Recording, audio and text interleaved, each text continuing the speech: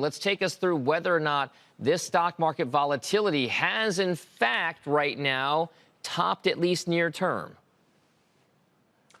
It very well may have, Dom. We saw a significant shrinkage in that volatility on Friday, trading all the way down to the 26 level and threatening to go lower than that, Dom. So many of us thought that was a pretty big positive. We had a real blowout on volume of options traded a week ago. 52 million of those changed hands. So they didn't occur at the same time, the peak in volatility and the peak in volume for stock and options trading, but they were pretty close. So is it close enough? Was that the tradable bottom that we saw?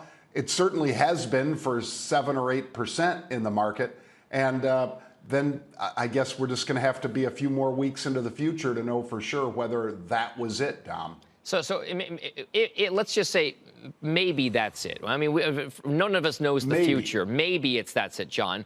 But one of the places that we have seen historical data, at least over the last week, of buying activity has been many of the names that have been beaten up the most and were the ones who led the rally for arguably the last 5 to 7 years.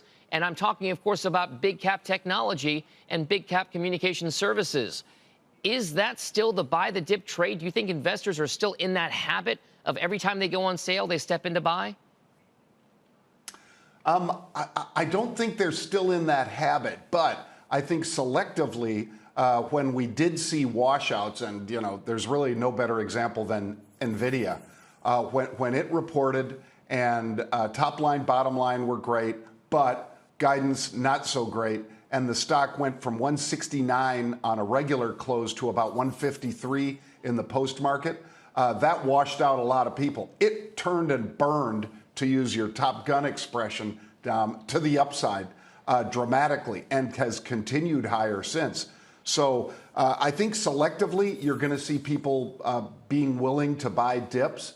But I don't think it's broad market that they're just buying every dip like they used to. I think it's much more selective right now. All right, so John, let's keep on that Top Gun Maverick reference here. Where are investors in your mind saying negative Ghost Rider, the pattern is full? What are they staying away from? Well, they've been staying away from Salesforce. You talked about it because they have earnings on the close tonight.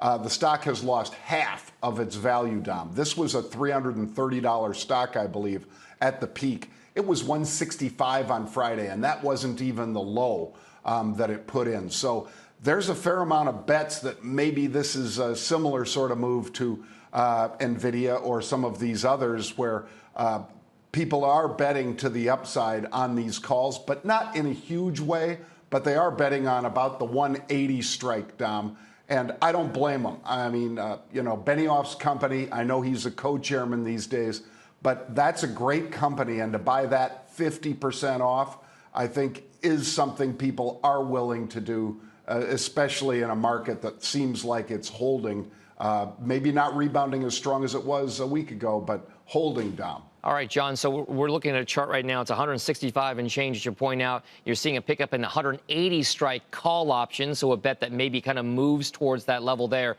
Where else are you seeing some notable options activity before we let you go here? Sure. ChargePoint, CHPT. This is just like the name implies, charging stations for EVs and so forth. And they bought 30,000 of the 2-week out, the June 10th expiration 13 calls, was it? Let me see here real quick. No, the 14 calls, June 14 calls. 30,000 is 3 million share equivalent, Dom. So that's a very significant trade as well. Also a stock that has just been hammered. And you'd think with all the money that we're putting into EVs and supporting that infrastructure that this would be one of the winners, but it's been one of the big losers this year. Maybe that losing's about to stop, Dom.